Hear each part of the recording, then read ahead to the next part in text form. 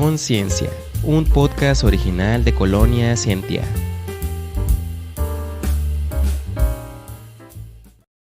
Hola, muy buenos días, muy buenas tardes, muy buenas noches, depende en qué momento nos estés escuchando.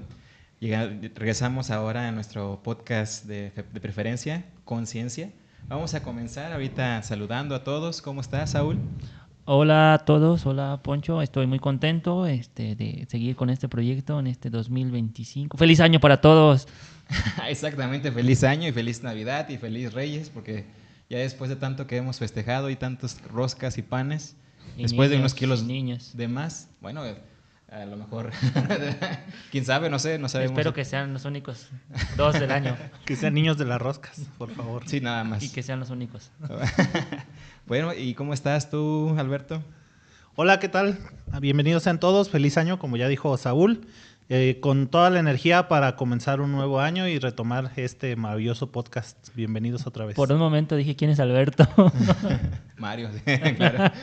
Selene, ¿cómo estás? ¿Cómo te fue en vacaciones? Muy bien, muchísimas gracias. También espero que este año sea muy productivo para todos y pues nada, estoy muy contenta por iniciar con ustedes. Ya los extrañaba a ustedes y a nuestros queridos podcast escuchas y esperemos que este año sea bastante agradable en cuestión de temas de interés para nuestra querida audiencia. Y toda la ciencia en general. Pues el gusto es mío que estén aquí y bueno, ojalá que podamos estar ahora que tenemos una nueva invitada.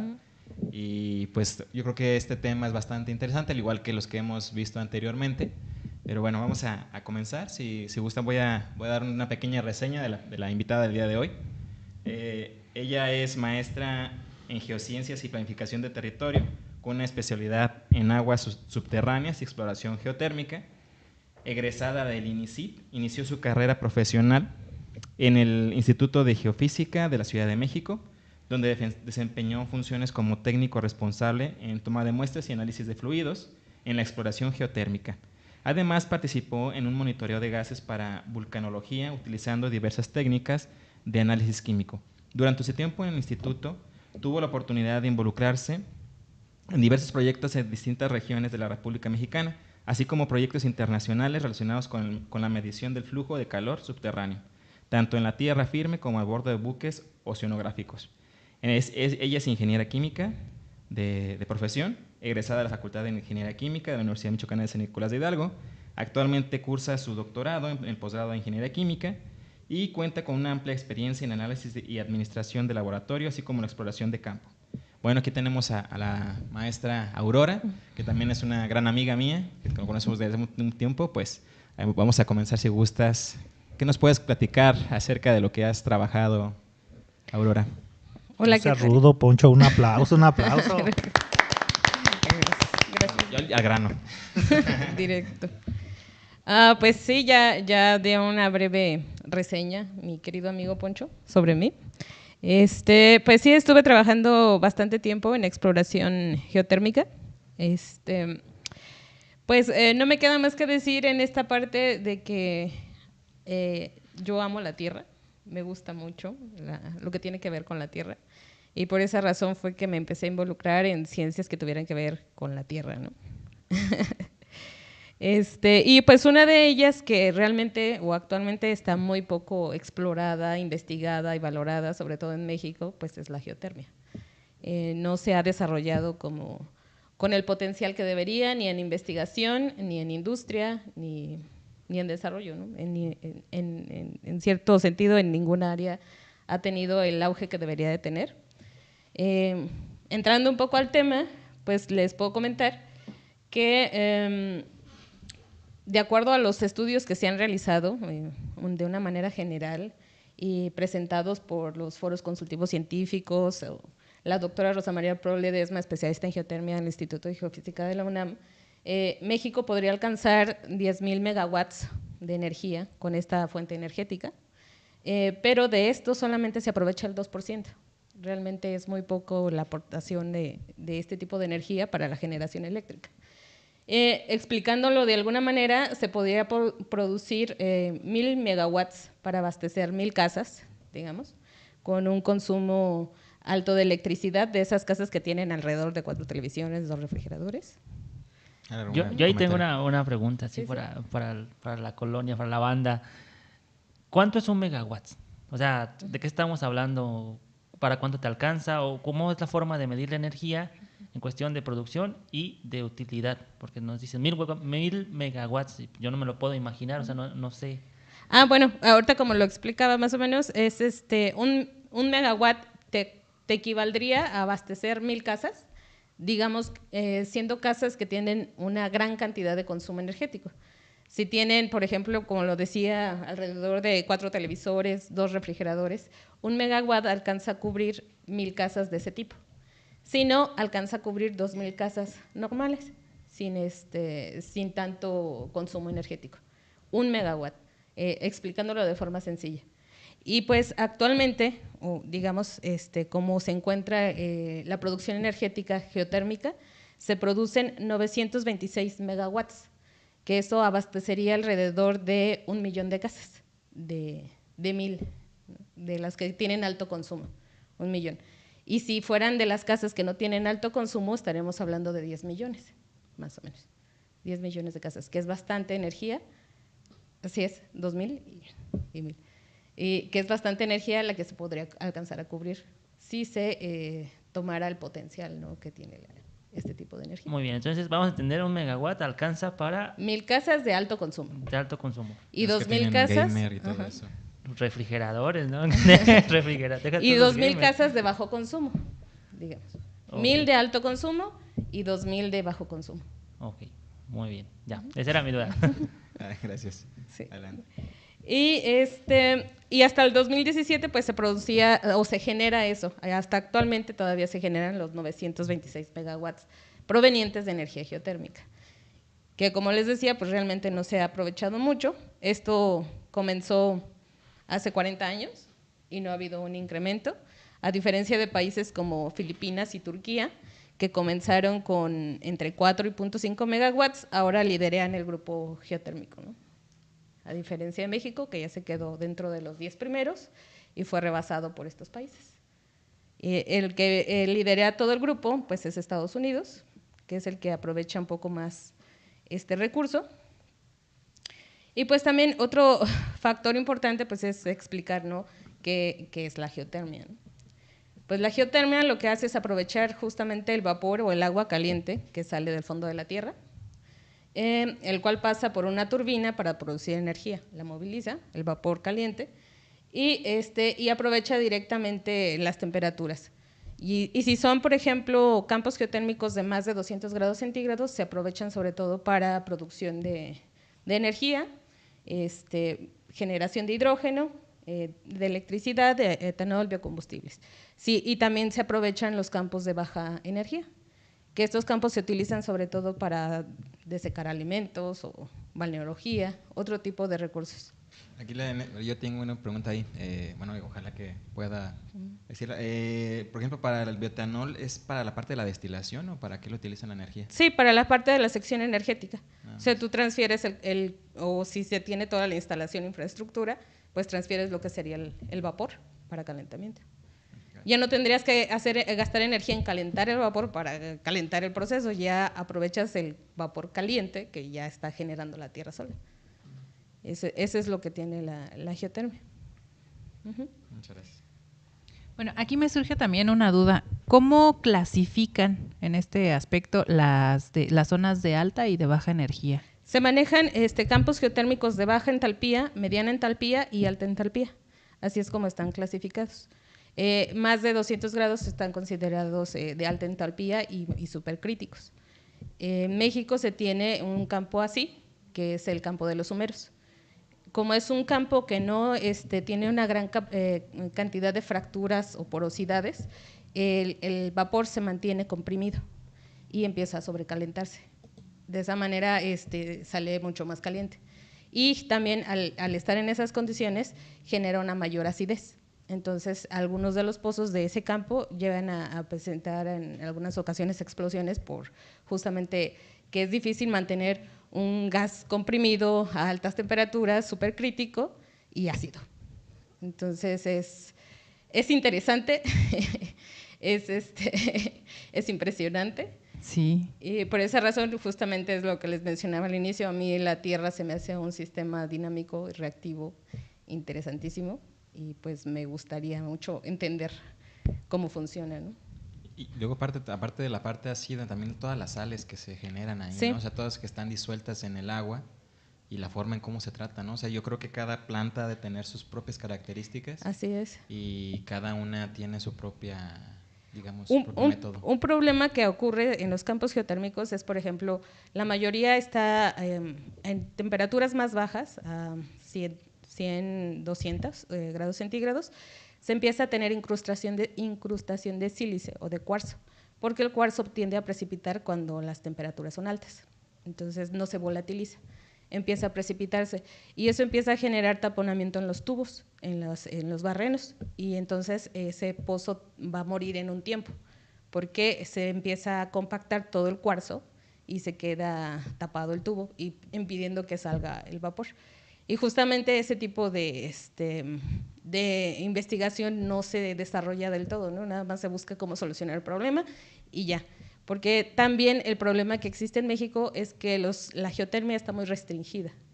El control lo tiene completamente CFE y se logró entregar una planta a un particular que es, les iba a mencionar, pues en México existen 5 campos geotérmicos en funcionamiento. Está Cerro Prieto en Baja California, los Azufres en Michoacán, los Humeros en Puebla, Tres Vírgenes en Baja California, el Domo San Pedro en Nayarit, y el Domo San Pedro es particular. Todos los demás son operados por CFE. Y justamente, como no ha habido un desarrollo, una preparación en la parte de lo que son los campos operados por CFE, pues no hay un desarrollo como tal, ¿no? Uno de los campos que tenía mejor capacidad que Cerro Prieto, por la ubicación geológica donde se encuentra, actualmente está dando los últimos pasos de su vida por mal manejo técnico, mal manejo administrativo, porque no se tiene el conocimiento para la operación de ese tipo de campos. Yo creo que también esa parte es algo legal, ¿no? Porque creo que alguna vez leí en la parte legal, nosotros, por ejemplo, una propiedad privada, cualquier tipo de propiedad, uno es dueño de lo que está arriba de la tierra. Uh-huh. De la tierra para abajo, nada es de nosotros. Pues es que como todos, realmente ni arriba, porque, por ejemplo, todos esos son recursos de la nación. Entonces, todos tienes que tener una concesión y un permiso para el uso, porque todos le pertenecen a la nación. Si no tienes una concesión, no te dan permiso de utilizarlo. En este caso, por ejemplo, en el campo del Domo de San Pedro, tienen el permiso de utilizarlo, alcanzaron a adquirir ese permiso, entonces pueden usar el campo. Pero si nosotros nos damos cuenta, la propiedad privada te permite hacer un mejor desarrollo y un mejor uso. ¿Por qué? Porque pues, tú pierdes dinero, ¿no? En el momento en el que no lo usas bien. Pero en el caso, por ejemplo, en CFE, pues realmente no les importa porque ellos siguen ganando. Sea como sea, no hay ese compromiso de querer hacer bien tu trabajo, porque de todas maneras pues no te van a correr. Esa es la diferencia cuando trabajas para gobierno que cuando trabajas para un particular. Te da lo mismo hacer las cosas o las haces bien, porque si no, sí te corren. Esas son las diferencias que yo he visto. Y pues México está muy controlado en ese sentido, ese tipo de recursos. Y sin embargo, México es uno de los países que tiene un potencial grande en todas las energías renovables. Y realmente no estamos haciendo uso de eso. Alrededor del 20% se está aprovechando, a diferencia de otros países. ¿Y a qué factores crees que se deba que no está como tan de moda como la eólica o como la solar? Porque tienen un boom impresionante esas otras dos energías.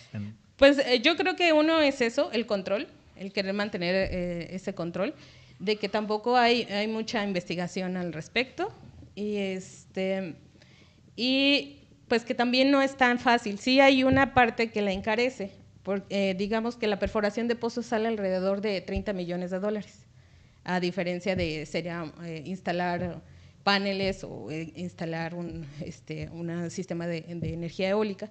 Sí sale más caro en esa parte de la perforación, esa es la parte que lo encarece más.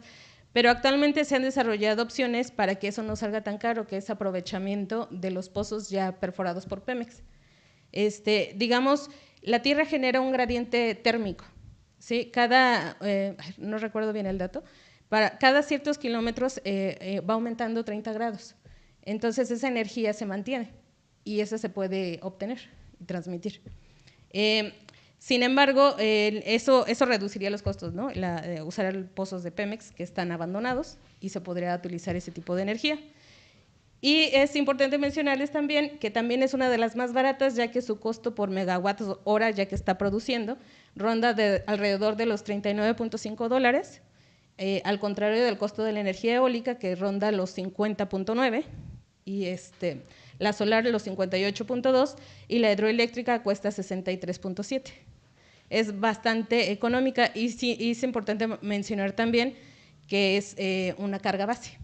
Que quiere decir que trabaja 24/7, a diferencia de la eólica y la solar, que son intermitentes en ciertos periodos. La geotérmica produce todo el tiempo y funciona como una carga base justamente. ¿Y tiene un tiempo de vida estimado? O sea, decir, cada pozo tiene, no sé, una energía capaz de suministrar esa potencia constante, 20 años, 10 años. O... Depende del manejo, porque por ejemplo, el primer campo geotérmico que se desarrolló fue en Italia, en Larderello, ya tiene 100 años operando ese campo. Pero el manejo y la administración ha sido buena, a diferencia de los campos que se utilizan aquí, que no se tiene un buen manejo, ni un estudio, ni una preparación. El problema que, por ejemplo, ha ocurrido en el campo geotérmico de Cerro Prieto es que se extrae la energía, el calor, y el agua caliente la tiraban alrededor de 150 grados y empezaron a formar una laguna. Y es lo que hacían todo el tiempo, o sea, en lugar de seguir aprovechando esa energía, simplemente la dejaban y la desperdiciaban y seguir extrayendo agua y seguir extrayendo agua y seguir extrayendo. La principal fuente de energía para un campo geotérmico es el agua, y lo que conviene es recircularla, pero no puedes recircularla donde está tu fuente de calor, porque empiezas a apagar tu fuente de calor. Entonces, todo eso requiere una energía de yacimientos, se requiere de estudios, se requiere de preparación, se requiere de personal técnico preparado. Pero como les decía, cuando es el gobierno el encargado, muchas veces no se tiene las personas capacitadas para eso, ¿no? Sí, Aurora, ahora que abordas esos temas acerca de qué hacer con el agua que le sacas a la tierra, pues implica un reto importante, ¿no? Porque hay mantos acuíferos, entonces tú lo estás purgando para generar vapor intencionadamente o sale solo. Pero en algún momento, si se aumenta la cantidad de plantas geotérmicas, vas a empezar a desviar cantidades de agua que eran para otro uso y las vas a estar utilizando para producir electricidad. Entonces ya podría ahí competir con agua potable, por ejemplo. No necesariamente, porque, por ejemplo, es importante ver cómo funciona el flujo subterráneo. El flujo subterráneo es muy distinto al flujo superficial. No se va a ir por las zonas en las que tú tengas un caudal fácilmente. Se va a ir por donde haya poros y fracturas. Por ahí va a transitar. En los campos geotérmicos, tú te empiezas a dar cuenta por la exploración, por análisis geoquímicos, geofísicos, que ahí hay una fuente de calor. El fluido va a pasar por arriba de la fuente de calor. Esa fuente de calor puede salir si hay fracturas, si hay poros que te evidencien que hay una roca fracturada. Este es otro factor que se necesita para un campo de exploración. En las otras áreas de potabilidad, la tierra va a seguir siguiendo su camino. Tú nada más vas a tomar una zona caliente con agua y con fracturas. Las demás van a seguir circulando y no las vas a afectar porque sigue su camino. Y lo único que debes de hacer para un buen manejo de un campo geotérmico es extraer el agua y regresarla. Para evitar pero que se regresarla, seque eso. así es, pero regresarla justamente en una zona donde no vayas a enfriar tu fuente de calor. Sí, o sea, si la regresas por donde salió, ya ahí vas a tener enfriando. líquido, no vas a tener Así ahí es. en lugar de vapor. Ajá. Y eso, otro aspecto importante que mencionaste era acerca de qué es energía base, porque un problema que se tiene con las otras fuentes de energía, la eólica, la solar, es que además de que cambian temporalmente de día y noche y entre estaciones del año, también son aleatorias. Entonces eso combinado con una red eléctrica que demanda energía, sí, de manera aleatoria y a la vez de manera otra vez oscilatoria. A veces necesitas más dependiendo de la estación del año, dependiendo del día. Entonces eso es un reto para la gente que hace sistemas o trabaja en la conectividad eléctrica, poder obtener energía de sistemas aleatorios. En el caso de la energía eólica, dices tú que eso no es un problema, ya que se puede extraer todo el año, a cualquier hora del día. Así es. No hay intermitencias, no hay Mientras no hay tú tengas tu variaciones. fuente de calor, La geotérmica. sí, la Que geotérmica. dijiste eólica. Perdón, me quedé pensando, perdón. Sí, eso es lo que tiene la energía geotérmica, que todo el tiempo está la fuente de calor. Si tú tratas bien tu campo, como les mencionaba el ejemplo del Arderelo, ya tiene 100 años operando ese campo, lo han tratado bien de forma que sigue produciendo. No se ha enfriado la fuente de calor. La Tierra es un sistema que requiere de un núcleo caliente, entonces todo el tiempo está calentando y no se enfría. Sí, Pues si llegara a enfriar, pues yo creo que ya no estaríamos aquí nosotros. sí, se acaba la Tierra, ¿no? Bueno, eso me lleva a otra pregunta. ¿Cómo determinan o sea, comentas que mediante cierto tipo de análisis, pero ¿cómo pueden establecer en qué lugar se va a formar uno de estos campos? Ok. Por ejemplo, les mencionaba que existen 3 procesos en la exploración. Está la exploración geoquímica, la exploración geológica y la exploración geofísica. Las más económicas y más fáciles de llevar a cabo son la exploración geológica y la geoquímica. Todos los sistemas volcánicos y de geotérmicos emiten gases. Como les mencionaba, se tiene una fuente caliente, un sistema con fracturas, donde empiezan a salir gases. Y naturalmente tenemos gases. Por ejemplo, está el Popocatépetl. Él emite gases, emite H2S, también emite CO2. Son gases naturales, gases que la misma Tierra emite. Este tipo de gases en los campos geotérmicos también se emiten porque tenemos una fuente de calor y están recubiertas en la Tierra. Entonces, la Tierra tiene distintos estratos geológicos que tiene acumulamiento de diferentes minerales que producen este tipo de gases. De esa manera, tú puedes empezar a observar. Cuando hay zonas con potencial geotérmico para exploración, empieza a haber salida de fluidos, ya sea de vapor, o de CO2, o de metano, o de H2S, dependiendo de la cantidad de minerales, la cantidad de agua que hay, la cantidad de calor que se puede transmitir. Va a tener diferentes emanaciones y uno los puede observar de esa manera.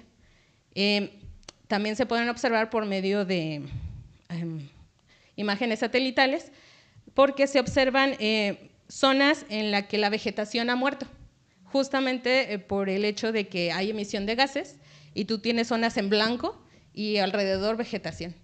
Y empiezas a observar que ahí en imágenes satelitales, pues ya ahí también llega a haber manifestaciones termales, como lodos calientes, como fumarolas, como diferentes tipos de muestras que te da la Tierra de que ahí hay algo, ¿no?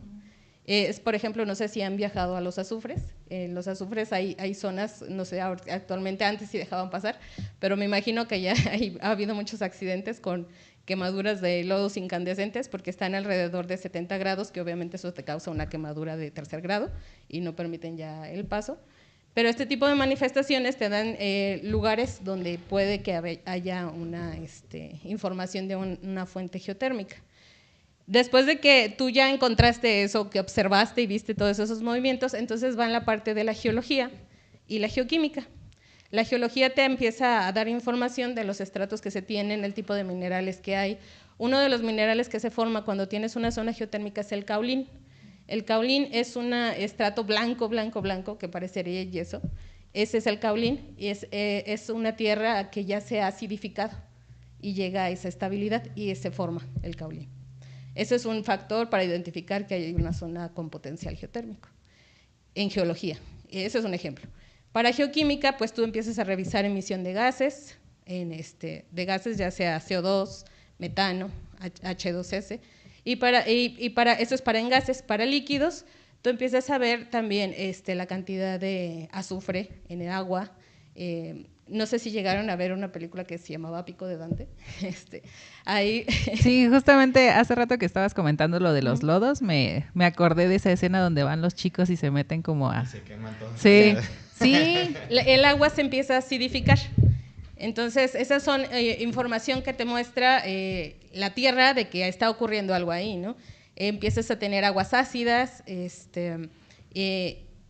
bueno, depende de la temperatura, pueden ser un poco más ácidas, no por ácido sulfúrico, sí, o sulfídrico, sino también por ácido carbónico, dependiendo de la estructura geológica y de muchas otras cosas, ¿no? También se incrementan las cantidades de sales porque se está diluyendo roca. Hay muchos indicadores geoquímicos, ¿no? Esas son las técnicas más económicas. Tú, cuando ya identificaste todas esas técnicas, vas con la geofísica. Y la geofísica lo que hace es un mapeo con diferentes tipos de escáner, si hay fluido debajo, si hay poros, si hay fracturas, si es viable para una extracción como campo geotérmico. Y ese ya es un poco más costoso. Pero ya que se revisaron las otras dos, permite el paso para la geofísica. Esos serían los procedimientos para una exploración geotérmica o un desarrollo de industria geotérmica. Por ejemplo, ahorita que hablas toda esta cuestión, o sea, casi prácticamente es algo natural lo que sale ahí, o sea, es algo que ya está. Entonces, en cierta manera, en cuestión ambiental, es complicado, ¿no? Porque de todas maneras, el Popocatépetl sigue aventando fumarolas. Actualmente se desconoce, no se tienen datos, de cuánto CO2 se produce de manera natural y de cuánto CO2 se produce de manera antropogénica. Después de la pandemia se empezó a dar una idea más o menos de lo que se producía antropogénicamente y lo que se producía naturalmente. Sí bajó bastante la producción antropogénica y pues se dio un poco más de idea de lo que se produce en los volcanes o en las zonas de actividad tectónica y se pudo ver más o menos lo que se produce. El problema actual, digamos, es que los efectos de gases invernadero pues, nos están alentando a nosotros a nuestra propia extinción. Ese es el problema, ¿no? Y sí ha ocurrido en otros periodos, ya se tienen estudios de que ha ocurrido muchísimas veces, pero a la Tierra le toma alrededor de 50 millones de años recuperarse. Entonces, si nosotros llevamos a seguir produciendo esa cantidad de CO2, realmente nosotros no vamos a existir en 50 millones de años o más, ¿no?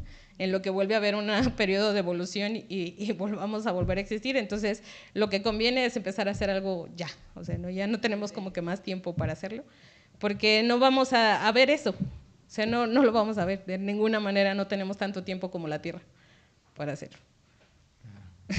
Y el hecho de que se emitan esa cantidad de dióxido, de sulfídrico, de los volcanes, nos hace pensar que con o sin las geotérmicas, pues están esas emisiones. ¿Podríamos decir entonces que las geotérmicas son de baja emisión o de cero emisión? Depende de cómo se maneje el sistema. Actualmente ya se tienen campos que no son de emisión, que lo mantienen todo, recirculan el vapor, se regresa y no hay liberación de gases. Depende de qué tanta inversión y qué tanto manejo se lleve a cabo para el desarrollo geotérmico. Igual yo creo que también la parte del tratamiento de aguas, ¿no? Porque creo que yo recuerdo alguna vez en la de los azufres, que es el principal, digamos, el principal costo. Que eso es lo que les mencionaba al inicio, en los azufres no hay un buen manejo de reinyección, entonces lo que hacen también como en Cerro Prieto es liberar el agua. Entonces ya no hay un proceso planificado de reinyección para que no te afecte al campo ni le afecte a los de abajo. Pero hay balnearios. Es que por ejemplo en esas zonas empieza también a salir naturalmente. Por el tipo, esto es una asignatura que diría uno, geohidrología. Por geohidrología, digamos, por la presión osmótica que se genera en la misma pendiente o topografía o el lugar, el agua va a tender a buscar la salida. Entonces va a salir en un punto donde tenga una menor fuerza contrastante y empieza a brotar como laguna o como un lago o como un charco, ¿no? Y eso lo va a hacer, o como un ojo de agua. ¿Por qué? Porque el agua lo que busca es salir, no quedarse estancada, se está moviendo todo el tiempo. Y si hay diferencias de presión, pues va a salir donde haya menos presión. Por eso se generan los balnearios. Es como tener un granito en la cara. Básicamente. ¿Sí? Donde tienes menor presión en la piel. La grasa. Tiene que salir. Los fluidos pues tienden a hacer eso, ¿no? A buscar la salida. Imagínate que el planeta es nuestra cabeza. Por eso les digo que la Tierra para mí es una cosa extraordinaria, ¿no? Y realmente no se tiene mucha información al respecto. Bueno, teniendo en cuenta todo lo bueno que nos has platicado de la aplicación o del uso de la energía geotérmica, ¿a qué crees que se deba ese retraso o por qué no se ha incrementado la producción de energía a partir de esa fuente? Todo ha sido petróleo en la mayor parte, ya vienen las solares, las eólicas, Pero sí, hay un rezago, así como lo mencionas, en la cuestión de energía geotérmica. ¿A qué crees que se deba? Pues yo creo que va más que nada al poder económico y el político. O sea, no es tanto que sea que no se pueda, sino más bien es qué tanto voy a ganar, ¿no? O sea, si me conviene ganar y si no, pues no voy a invertir en eso, ¿no? Yo creo que va por ahí en ese aspecto y en la política, más que nada. Esos son los grandes males, yo creo, actuales. La política y la economía. Sería por el costo de la perforación, que decías que era muy elevado. ¿30 millones de qué? ¿De pesos? ¿De dólares? Ajá, para la perforación de un pozo. Uh-huh. Entonces requeriría una gran cantidad de y estar dinero, completamente seguro de que tienes porque que si estás fallas, perforando en la fuente. si fallas ya valió. Uh-huh. Sí, no puedes hacer perforaciones aleatorias, sino imagínate. Cuesta mucho y a lo mejor no obtienes nada. Por eso se tiene que hacer un estudio previo de exploración y estar seguro de dónde vas a encontrar la fuente. Y que es lo que les mencionaba, ya cuando tú tienes información geológica y geoquímica, procedes a la geofísica, pero también la geofísica es un poco más cara. Entonces es tener bastante dinero para invertirlo.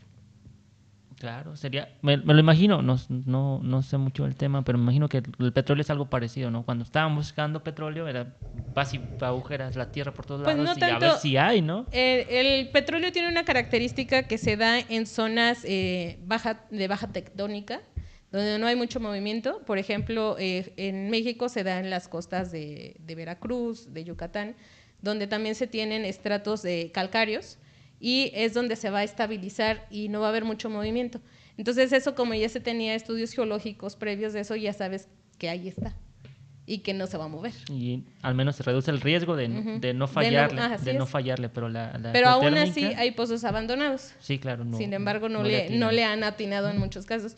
Yo creo que también era justamente por la demanda de ese tiempo. La demanda era el petróleo. Entonces la demanda hacía que empezaran a buscarlo, sea como sea, costara lo que costara, ¿no? Y a diferencia del actual es que pues todavía no se quiere hacer del todo esa transición. Ya hasta que no nos veamos, yo creo, con el agua hasta el cuello, es cuando van a decir, no, sí, ya hay que buscarlo porque ya nos estamos muriendo o ya nos vamos a extinguir, ¿no? Sí. Es que al hacer el análisis económico a lo mejor todavía no representa algo realmente rentable. Uh-huh. O sea, yo puedo seguir obteniendo combustibles con un menor precio, así sean fósiles, no importa, siempre y cuando no afecte tanto la economía. Esos $30 millones es mucha inversión. Aparte, yo creo que en este caso del petróleo es más fácil de separar, por ejemplo, para obtener energía, y aparte te da otros subproductos de su extracción. Ajá.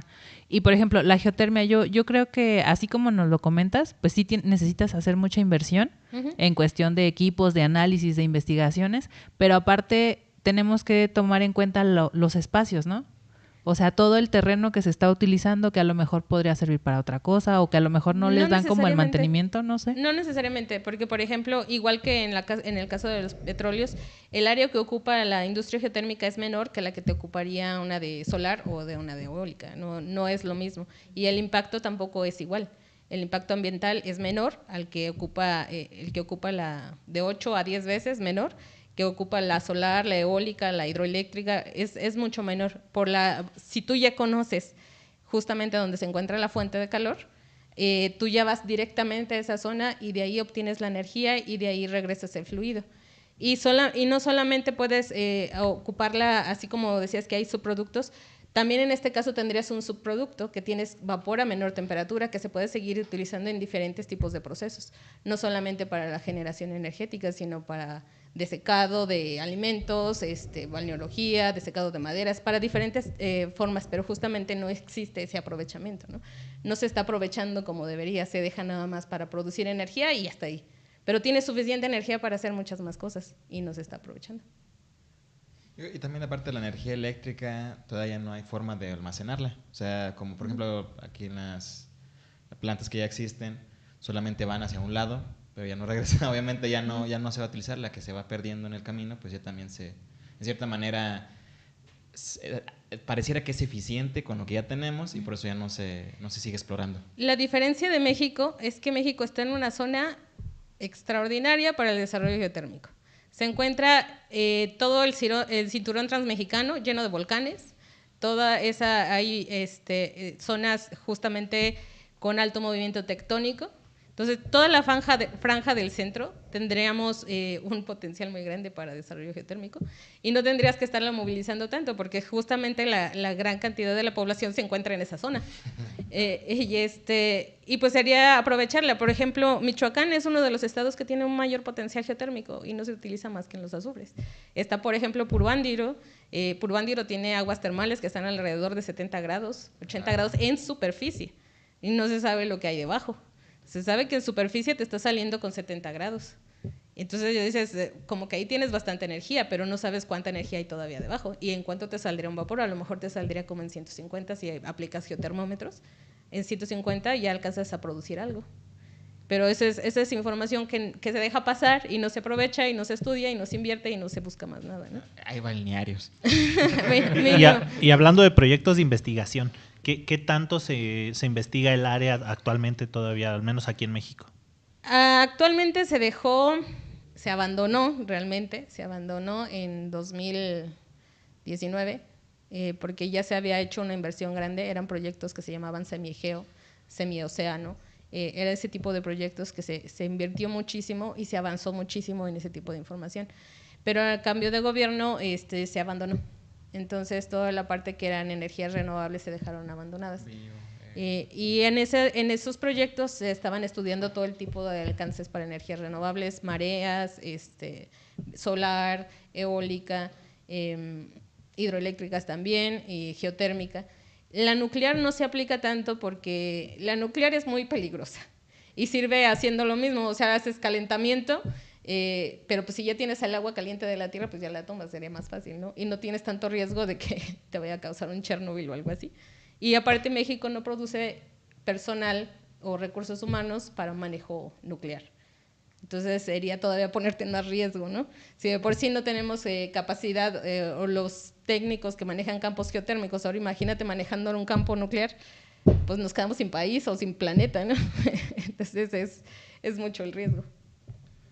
Sí, sí, claro. Y por ejemplo, en el caso de las plantas, cada planta tiene características específicas, no sé, lo traslado, me imagino como en las plantas de tratamiento de aguas residuales, que en cada población hay un caudal diferente, llueve diferente, tiene diferentes contaminantes, igual así la tierra va a tener diferentes sales y el tratamiento de aguas va a ser un problema pues muy importante, como decía Poncho, para evitar incrustaciones, para evitar el deterioro del equipo. Pues justamente es lo que les mencionaba.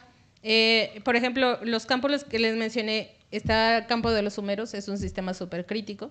El de los azufres es un sistema rico en agua. El de Cerro Prieto también. Y el que produce más es Cerro Prieto, porque justamente la tectónica donde se encuentra Cerro Prieto es una tectónica en donde las capas tectónicas empiezan a hacer una separación.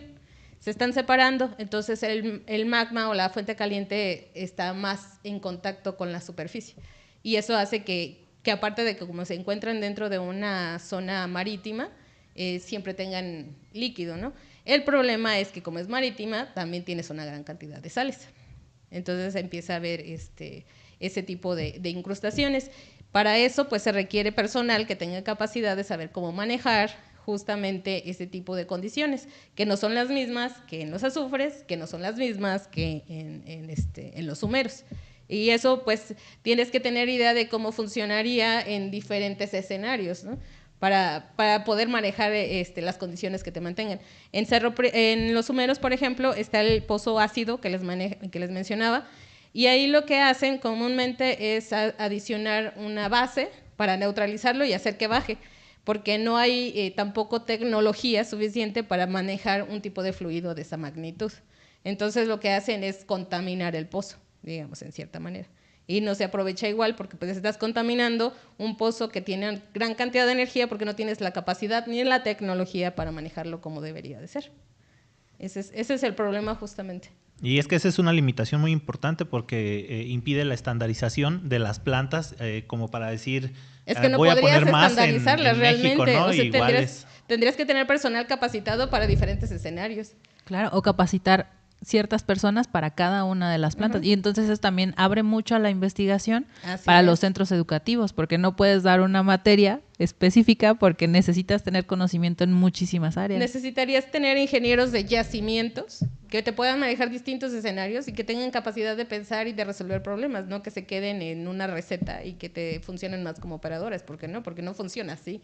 Por ejemplo, ¿qué hay en soluciones en las investigaciones recientes en todo el mundo para poder recircular esa agua? Ya hay muchos trabajos, por ejemplo, en Islandia se utiliza sobre todo para calefacción, porque pues igual ahí hace mucho frío.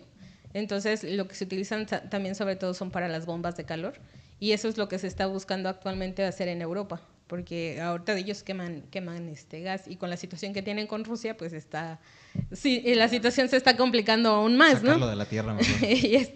y pues si el calor con el agua, tú pasas una corriente de agua y la pasas aprovechando el gradiente geotérmico, te puede ayudar a calentar toda una vivienda, porque ya estás calentándola a 30 grados cuando ellos están alrededor de -5, -10, y ya con 30 grados que tiene la tierra, pues tú ya alcanzas a calentar suficiente. Pero acá yo creo que en Sonora o en... Ahí también, como les decía, la tierra mantiene un gradiente. Si en Sonora en la superficie estás alrededor de 45, casi 50 grados, tú tienes 30 abajo. Haces recircular y vas a seguir teniendo 30. Sigue siendo más frío. Así es. Entonces, te sirve tanto como para zonas calientes como para zonas frías. Porque lo que está abajo es caliente, está en la misma temperatura todo el tiempo. Sí, claro, cuando la superficie es muy caliente, incluso no decían antes que hacían hoyos en la tierra para meter alimentos y eso y que para que se duraran conserven. más. Sí, claro. Así es, justamente. Es Estamos- como que... Ay, perdón. No, creo que se ha estado buscando en el lugar equivocado la solución a la energía. Así que hay muchas culturas, yéndonos simplemente a los prehispánicos, vivían debajo de la tierra porque era más eficiente, más estable, te protegía también de todos los depredadores, entonces era una forma más fácil de vivir, ¿no? Ves que ya muchos conspiranoicos y hay artículos amarillistas que salen así en internet. En Marte hay vida bajo la Tierra, ¿no? Uh-huh. Las condiciones afuera son muy malas porque no hay agua y nada, pero pudieran existir civilizaciones incluso viviendo en cuevas. Sí. Y creo que, bueno, en esto que nos acabas de decir, Aurora, pues tiene mucho que ver. La Tierra nos podría proteger y nos daría energía Uh-huh. para nuestras necesidades. Pues yo creo que lo que hace falta mucho es información. Hay mucho desconocimiento de lo que realmente tenemos y de lo que podemos aprovechar. Y se queda, simplemente muchas veces uno no investiga, ¿no? Y no busca alternativas. Y se queda con lo que nos llegan a comentar y decir, no, pues es que esto funciona, pero no sabes también si te están dando información así para que tú pienses en eso y nada más continúas como un borreguito haciendo lo mismo, ¿no? Yo creo que entran aquí ya otros factores. Sí, yo creo que también tiene mucho que ver la competencia entre países. Sí. Porque como Y lo entre comentas, empresas. pero así como lo comentas, yo creo que para los de la élite, yo creo que es más rimbombante decir, ay, pues tengo tantos pozos petroleros, porque ahorita todos se miden en el petróleo, en petrodólares dicen. Pero ¿cuántos les vas a decir? No, pues yo tengo quién sabe cuántos kilómetros de geotermia, pues te van a decir, oye, ¿eso qué? Uh-huh. Entonces, creo yo que también va por ese lado, que nosotros como humanos tendemos a explotar lo que nos hace ver mejor ante los demás. Uh-huh. Y a lo mejor ellos piensan que la geotermia no es tan rimbombante como... O rentable. rentable, tienen algo como de las recursos nucleares y como todo lo demás. Precisamente en eso que acabas de decir, otro aspecto que me gustaría introducir a la charla es la autonomía de cada energía. Uh-huh. Como bien lo dicen, los combustibles han estado dominando porque le dan autonomía a quien los compra. O sea, tú vas a una gasolinera y compras 1,000 pesos de gasolina, ¿no? Y te puedes mover en tu vehículo lo que sea, a donde tú quieras. En el caso de otras fuentes de energía no tienes tanta autonomía porque requieres de una infraestructura muy grande para poderla utilizar. En el caso de imagínate, tener que hacer perforaciones limita a comunidades pequeñas a poder tener acceso a eso. Imagínate un pueblito en medio de la nada, ¿quién les va a pagar por esa perforación? Tienen que traerle la energía desde otro lugar. Por ejemplo, hay un ejemplo, era un poblado que se llamaba Maguarichic. Era una zona geotérmica, hicieron una planta. No les querían llevar la corriente eléctrica porque pues estaba Ponemos la nuestra. Allá donde no alcanzaba nada. Donde ¿no? el aire Donde da el vuelta, y hace ruidos extraños. Y justamente hubo una inversión y hicieron 2 pozos que alcanzaron a abastecer a toda la comunidad. Entonces la población empezó a crecer con esos 2 pozos porque empezaron a tener su propia energía. Y después de eso, pues empezó a crecer, llegaban más poblados de otros lados, llegaban ahí y se establecían en ese pobladito. Pues empezó a incrementar en gran cantidad el número de habitantes y pues hicieron otro pocito más y ese pocito generó más electricidad. Pues, ¿qué crees que pasó? ¿Qué? Cerraron la planta y los conectaron a la red. Porque ya no Pues estaba sí, ganando dinero. porque ya estaban ellos Porque generando. realmente, Ajá. si te das cuenta, la naturaleza te da todo lo que necesitas. Todo lo que necesitas tú para abastecerte tú solo. Te da alimento, te da abrigo, te da energía, te da todo. Pero, obviamente, si yo quiero ganar dinero, pues ¿cómo te voy a dejar que te abastezcas ¿En qué tú estado solo, está no? ese poblado? Ay, no recuerdo el nombre. Te paso el dato. Porque sí lo tenía por aquí, pero se me olvidó. Déjamelo checo. Pues es aquí en México. Sí, es aquí en México. No me acuerdo si es en Guadalajara o es al norte, pero por ahí. Ah, ok. Es Maguarichic. Y justamente es el problema que pasa. O sea, tú ya puedes producir, puedes ser autónomo, puedes ser autosuficiente, pero a quien maneja no le conviene que tú seas autosuficiente. ¿Por qué tendrías tú esa ventaja, no? Esta cuestión esa libertad. ¿Cómo me vas a pagar impuestos de eso? ¿Cómo me vas a pagar Claro. de la infraestructura que yo estoy manejando, que le estoy cobrando a todos, porque tú no? Bueno, es que también, ya me puse de pesimista yo, ¿no? No, y es que, por ejemplo, hay otro problema. Ahorita que mencionabas el transporte, la movilidad. Se puede usar o mejorar un transporte público de tal manera que tú no tengas que estar comprando gasolina todo el tiempo. Por ejemplo, en Francia, la mayoría se mueven trenes. Sí. Y ya no tendrías que estar gastando en combustible. Entonces, ya serían pocas personas las que tuvieran vehículo, ¿no? Sí, precisamente me hacía referencia a la autonomía, porque es diferente a que yo pague el dinero que yo quiera por ir a donde yo quiera, a que pague por ir a donde la ruta me lleva, ¿no? Es una cuestión de... Te hace sentir más cómodo otra vez, es una parte ahí también es de a comodidad. lo que iba.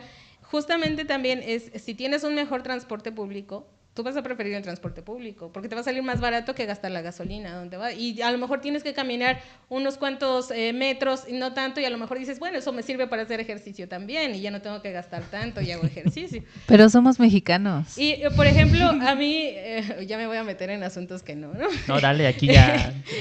Se vale de todo. Bueno, por ejemplo, ahorita actualmente, Casi todo. cada que voy manejando aquí en la ciudad, veo que el transporte público dicen, ¿quieres movilidad? Saca el tren de la ciudad y tienen las fotitos, ¿no? Sí, y me encanta porque también ya empezaron a poner grafitis de que si quieres movilidad, aparte de que saques el tren, también saca las combis. Ajá, justamente, eso es a lo que yo voy. ¿Por qué no mejorar el transporte público, que actualmente en la ciudad de Morelia no es público? Obviamente está privatizado, Sí, entonces concesiones. realmente... Y te van a salir asociaciones que te van a decir, no las muevas, y te van a hacer huelga y te van a hacer un relajo en la ciudad para que no metas un transporte público que sea eficiente. Porque actualmente como está, ni siquiera es eficiente. No lo es. Entonces, si pones un tren o aprovechas el tren que tienes, imagínate todo lo que alcanzas a cubrir si la vía atraviesa toda la ciudad. Haría un gran servicio si fuera un transporte Y público. si lo conectamos a una fuente geotérmica, mucho mejor. Aquí podrías aprovechar justamente lo más cercano es Araro y Puruándiro. Lo alimentas todo el día sin problema. Pero justamente también ocurre otro problema, que por ejemplo en Puruándiro hay problemas con los mismos ejidatarios, que son los propietarios. Entonces tienes que educar a muchísima gente para que alcance a ver los beneficios de trabajar en conjunto y no ser individualistas, ¿no? Sí, precisamente por eso quise introducir el término autonomía, porque todo mundo quiere sentirse dueño de un pedazo de la tierra. Pero al final cuando te No mueras no lo somos, o sea, ¿quién te dice Pero tú vas a estar en un pedazo. ¿Quién te dio a ti derecho de poseer ese pedazo de lo que sea, no? O sea, ¿por qué? Simplemente se lo adueñan y ya lo quieren administrar y quieren hacer dinero. Entonces, creo que es un problema importante que limita proyectos que den acceso a beneficios a toda la sociedad. Y se me pasaba una duda en cuestión del manejo y de toda la infraestructura que requiere una geotermia. ¿Cómo trabajan en función de esta parte de la corrosión? porque comentabas que en algunos hay que azufre o ácido sulfídrico y eso. Entonces nosotros como ingenieros pues sabemos que el azufre es uno de los principales elementos que nos generan corrosiones a largo gusta plazo. el hierro. Actualmente hay muchas tecnologías que se han estado manejando. Hay algunos membranas que se utilizan y pues esas son las que se cambian comúnmente en la tecnología que cuenta México, ¿no? Con la que cuenta. Y pues eso es lo que también lo hace costoso. En otras zonas lo que hacen es un tipo de recubrimiento cerámico, en donde pues justamente ya no tienes ese tipo de corrosión. Pero como les decía, México se ha quedado muy rezagado en tecnología, no hay investigación, no hay desarrollo en ese sector. Y actualmente pues tampoco se está planeando que se desarrolle, ¿no? Entonces es así como quién sabe hasta cuándo va a haber un desarrollo en esa industria. Yo, por ejemplo, ahorita en la parte, vamos a hablar de cosas diferentes, en la parte filosófica, ahorita acabas de hablar sobre la cuestión esta de cómo es que la tierra nos la da. O sea, realmente la Pachamama, ¿no? Toda esta situación hippie El de... vegano. Oye, no. O sea, Digo, por si alguien no sabía, Poncho es vegetariano. no, pues. Simplemente la cuestión filosófica en la que nosotros obtenemos todo la tierra. Entonces, aquí en México se nos da todo. Todo. O sea, todo. Es uno de los países más abundantes en todo sentido. En tu opinión, ¿cómo es tan abundante socialmente? ¿Cómo has visto la parte, no solamente política, sino social, como ahorita que lo que acabas de decir de los bonitos esos que producían su propia energía?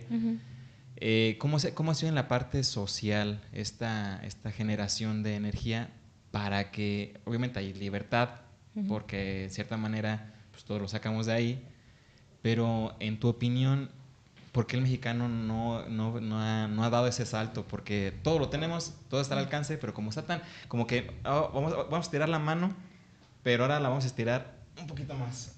Y nos da flojera estirar un poquito más esa mano. ¿Cómo lo sientes? Bueno, dentro de mi opinión, porque esta sí ya es mi opinión, ¿no? Filosófico. ¿Por eso es filosófico? Yo me he percatado de lo que he observado, de lo que he escuchado, de lo que he vivido, es que muchas de las veces lo que se intenta hacer es una especie de control, ¿no? Entonces, de alguna manera es la forma de hacer que no alcances a ver lo que tienes, que no alcances a percibir lo que posees, para que no me representes un problema. Entonces, actualmente yo he observado que al mexicano nos han puesto el estándar de que somos flojos, de que no trabajamos, de que no somos lo suficiente inteligentes, que son mejores los europeos, de que son mejores los gringos. Nos ponen eso, haz de cuenta que fuera como la mujer golpeada. Yo te hago creer que tú no vales para que te dejes golpear. Entonces, ¿qué es lo que los manejadores del mundo lo que dirían? No, pues yo te hago creer que tú no tienes, que tú no puedes, que tú no vales, para que me dejes abusar de ti, ¿no? De alguna manera. Y de esa manera tú no me haces peros, no me impides nada, no me permites robarte recursos, no me permites explotar a tu gente, porque tú no me estás poniendo resistencia. Ya no, déjame, pero no me dejes. No estiro un poquito más para que no digas nada. Entonces lo que te hacen creer en ese sentido, pues es justamente eso, o sea, es hacerte creer que tú no puedes, que tú no vales, que no eres suficiente, para que realmente no seas suficiente, para que realmente tú no te des cuenta que eres suficiente, para que tú no te des cuenta de tus atributos, de tus ventajas, de tu inteligencia, de tu fuerza, y tú no me representes un problema a mí. Claro. No, yo también creo que hay, bueno, o sea, sí, coincido y estoy de acuerdo en lo que comentas, pero también creo que hay una no sé cómo referirme a esto, una parte cultural que precisamente tiene que ver con nuestra historia y de dónde venimos, donde si ya tenemos todo, donde antes la gente tenía acceso al territorio libre, tenían desde las comunidades indígenas y entonces, cuando alguien tiene o con una sociedad tiene acceso a muchas cosas, no le preocupa optimizar o no le preocupa sacar el mayor provecho de algo porque sabe que ahí está. Un caso simple para ejemplificar esto es, por ejemplo, las viviendas.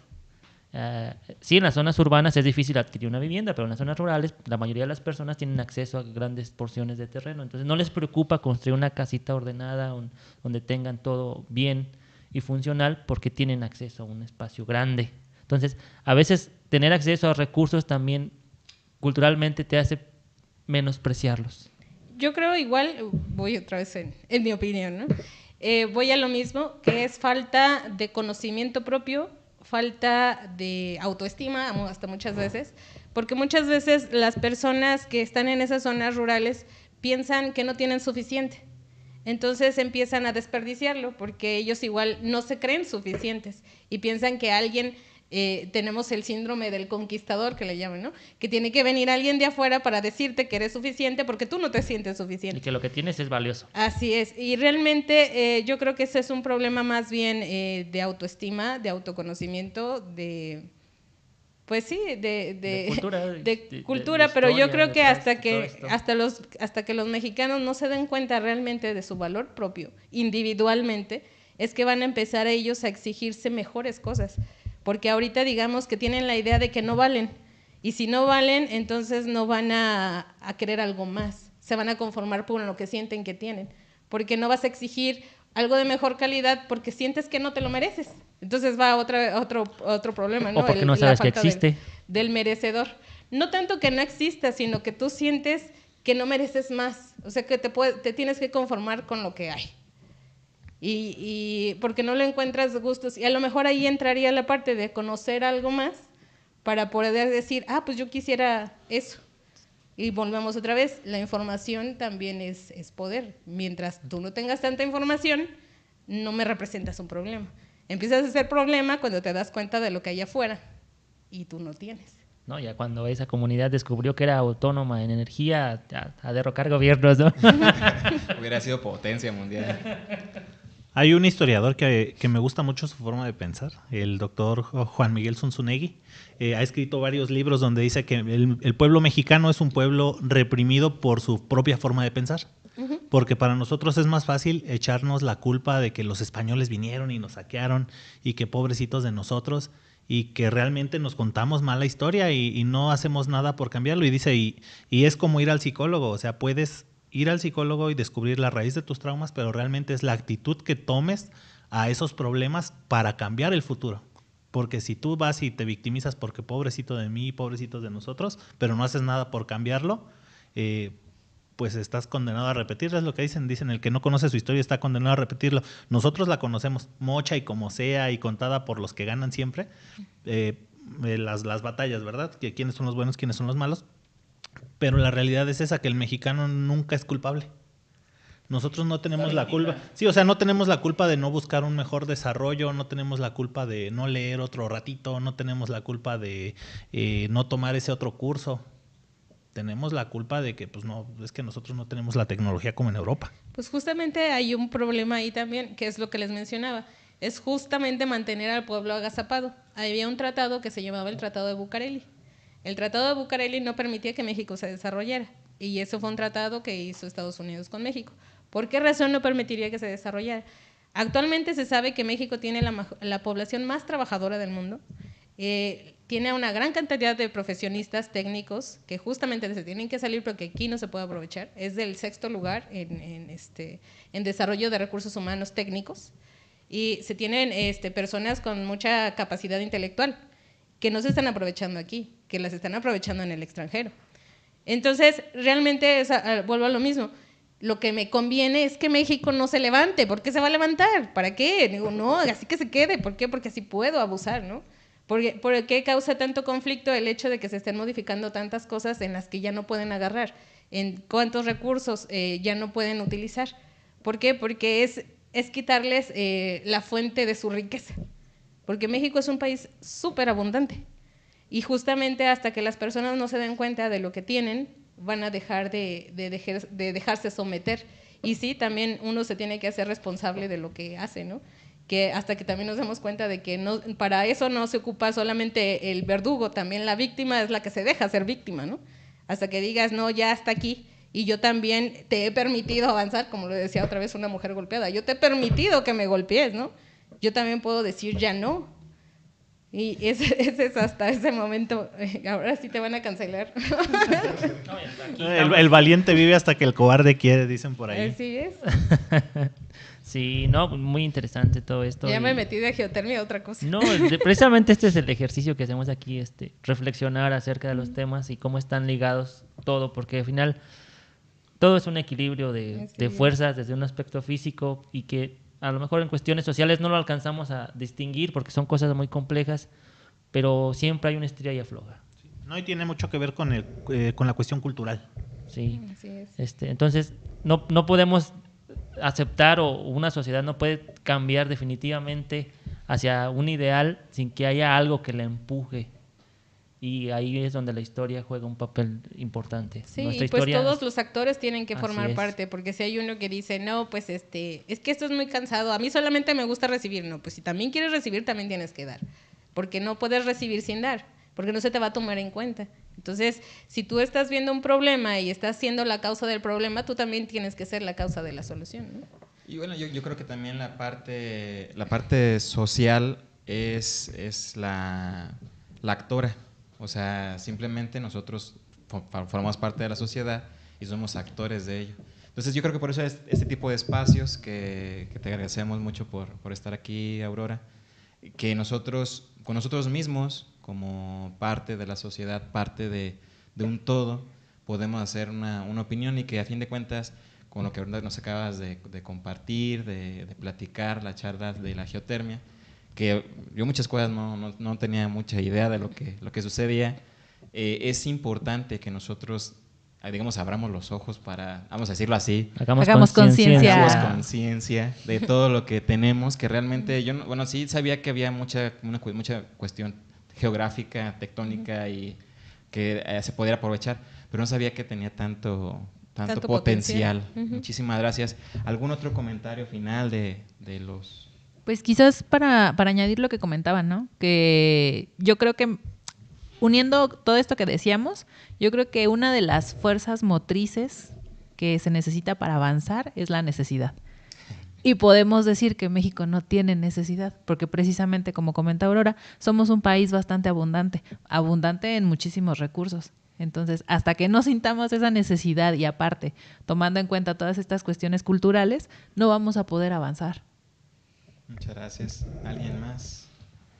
Pues yo nada más agradecer a Aurora que nos vino a darnos este tema muy interesante, la verdad.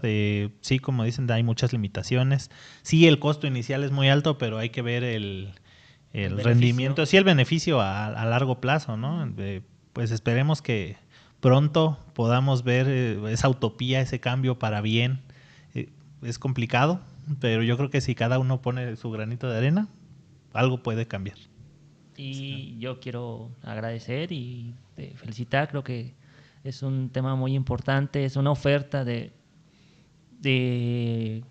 cómo afrontar una problemática que nos pueda llevar a un equilibrio, ¿sí? Si la energía de la Tierra nos ofrece una alternativa que tiene más bondades que cuestiones negativas acerca de calentamiento global, de contaminación, pues habrá que ver en qué momento ya se deja de poner por delante el dinero y aceptarla y decir vamos a darle para que seamos más sustentables, que sea más equilibrado el consumo, la obtención de recursos y en bien de la sociedad. Agradecerte por tu plática y pues ya, todo. Es todo. Pues, Gracias. Sí, yo también quiero agradecerte mucho, Aurora, porque la verdad estuvo muy interesante tu plática. Me gustó mucho cómo abordaste todos estos temas, porque creo yo que, no sé si los demás me dejen mentir, pero no estamos muy inmersos en este tipo de temas y la verdad es que sí es toda un área de oportunidad para también los chicos que quieran hacer algún trabajo contigo, por ejemplo. No sé si gustes darnos tus redes o cómo se pueden poner en contacto contigo. Pues actualmente me encuentro más en mi correo electrónico, tengo mucho trabajo, entonces es más fácil que sea por correo electrónico, no tengo mucho tiempo de andar en redes. Entonces mi correo es aurora.estrada@umich.mx, es donde me encuentran, en mi correo institucional. Pues agradecerte de nuevo, Aurora, y qué gusto de tenerte aquí, ya tanto tiempo que nos conocemos. Y ojalá que podamos seguir colaborando en cualquier otro tipo de proyecto. Sí. Ojalá que podamos. Si me invitan, aquí estaremos. Muchas gracias. Pues muchísimas gracias, podcast escuchas. Estamos en la siguiente emisión, pues ojalá que les haya gustado este episodio y con todo gusto estamos aquí para servirles. También los invitamos a que nos dejen sus comentarios dentro de esta sección en Spotify. Pueden dejar sus comentarios, retroalimentaciones, alguna sugerencia que tengan y pues nada, muchísimas gracias por escucharnos. Adiós. Bikes. Alberto, despídete. Bye. Un mensaje, Aurora, ¿no quieres dar un mensaje final a los que nos escuchen? Yo creo que sí. ¿Qué te llevó a estudiar, a cambiar la ingeniería química por geociencias? Bueno, es que no la cambié, o sea, la amplié más bien, ¿no? Bueno, ¿qué te llevó? Bueno, cuando yo egresé de la Facultad de Ingeniería Química, pues yo egresé con la idea de que todavía no sabía nada. Entonces no tenía mucho conocimiento de lo que quería hacer, ¿no? De mi vida y todo eso. Pero había algo que me gustaba desde que pues yo era niña. Mi papá es ingeniero civil y era ingeniero civil topógrafo, entonces viajaba mucho por la República. Ahí está. Y entonces nos llevaba mucho a las zonas donde trabajaba. Digamos que toda mi vida estuve involucrada en la parte de la selva, del monte, del campo, y pues eso me gustaba mucho estar en el campo. Y como les decía al principio, pues a mí me gusta andar llena de tierra, ensuciarme, caminar en el monte, andar entre ríos, me gusta mucho. Y pues yo sentía que eso me faltaba cuando terminé de estar en la Facultad de Ingeniería Química. Decía, es que como que me hace falta algo, ¿no? Algo que sí. Y entonces anduve buscando alguna maestría, porque pues como no sabía, yo sentía que no sabía. Y encontré justamente la maestría en geociencias. Y dije, ay, suena bonito, maestría en geociencias. Y pues fue que decidí aplicar para ella. Y pues sí, tuve que andar en el monte, en el cerro, en los lagos, en los ríos. Así es, y pues eso es lo que a mí me gustaba y lo disfruté. Y ya no continué tampoco en eso porque obviamente pues el proyecto pues ya no daba para energías renovables, ¿no? Se limitaron mucho en el último sexenio, se limitó y pues yo tuve que regresar a mi ciudad natal y pues tener que hacer algo. Entonces me metí a estudiar el doctorado. Pero también porque en esa parte no hay mucho desarrollo tecnológico de investigación, como les decía, en el área de las geociencias, sobre todo en el aspecto de ingeniería, en geotermia. Y pues yo quería involucrar un poco más la parte de ingeniería química, que eran los conocimientos que yo tenía por la licenciatura, pero no estaba la aplicación como tal porque no es tan fácil. Y para eso pues necesitas estar en acceso a un campo geotérmico. Y se limitaban mucho los proyectos a hacer tipo de modelado, pero yo no quería eso, o sea, yo quería meterme en ingeniería, ¿no? El cerro. Así es, pero justamente eso fue como que lo que me limitó un poco y pues regresando a mis raíces, que era ingeniería química, pues aquí me volví a sentir como que, sí buscaba regresar a la ingeniería, esa parte. Y si puedo en algún momento mezclarlos otra vez, pues bienvenido. Sí, porque somos las mujeres golpeadas de la ingeniería química. O sea, todos queremos huir, pero a la mera hora regresamos. Regresas al maltrato. Claro. Así es, sí, es que ya que tienes la ingeniería química en tus venas, pues es difícil deshacerte de ella. Sí, uno tiende a ser ingeniero 24/7. Sí. Bueno, a mí sí me gustaría que dieras una recomendación a gente que nos escucha. Pues que tú digas, esto es lo que yo quiero aportarles a la gente. Bueno, pues lo que yo podría decir es que realmente se conozcan primero, porque ese es un factor súper importante para saber qué quieres. Porque si no te conoces, no vas a saber qué quieres y vas a estar sujeto a hacer lo que te digan que hagas.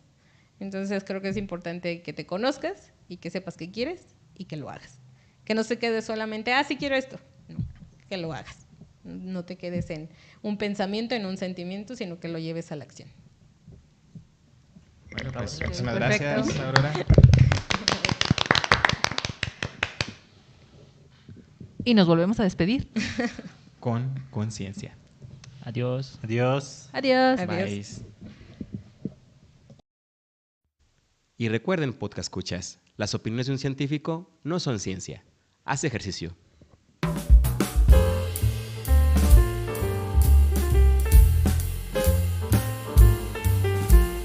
Conciencia, un podcast original de Colonia Scientia.